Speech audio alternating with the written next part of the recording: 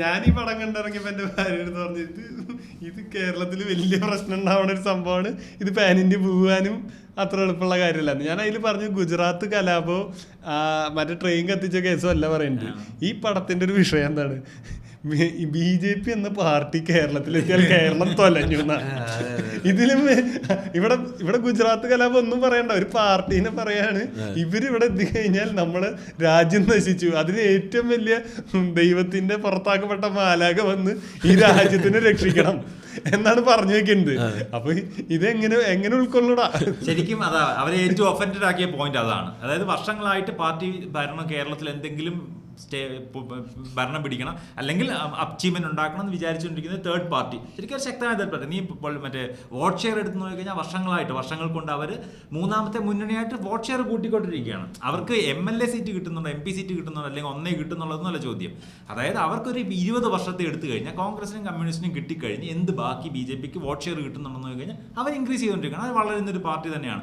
And വർഷങ്ങൾ ഏതാ നിയമസഭ കേന്ദ്ര പാർലമെന്റിൽ ഒറ്റ സീറ്റുമായിട്ട് തുടങ്ങിയിട്ട് ഇന്ന് ഒറ്റയ്ക്ക് മെജോറിറ്റി പിടിക്കുന്ന ഒരു പാർട്ടിയാണ്. അവരെ ഒഴിച്ചു നിർത്താൻ പറ്റുന്ന ഒരു ഫോഴ്സ് അല്ല. രാഷ്ട്രീയ പാർട്ടികൾ എന്നെ സംബന്ധിച്ചിടത്തോളം ആസ് എ മുസ്ലിം ഞാൻ പറയാം, എന്നെ സംബന്ധിച്ചാൽ BJP എന്ന് പറയുന്നത് നമുക്ക് മാറ്റി നിർത്താൻ പറ്റുന്ന സാധനമല്ല. ഇപ്പം ഇവിടെ മുസ്ലിം ലീഗ് ഉണ്ട്, RSS ഉണ്ട്, BJP ഉണ്ട്, കമ്മ്യൂണിസ്റ്റ് ഉണ്ട്, കോൺഗ്രസ് ഉണ്ട്. ഇതെല്ലാം ഒത്തുപോകുന്ന ഒരു സിസ്റ്റം ആയിരുന്നു നമ്മുടേത്.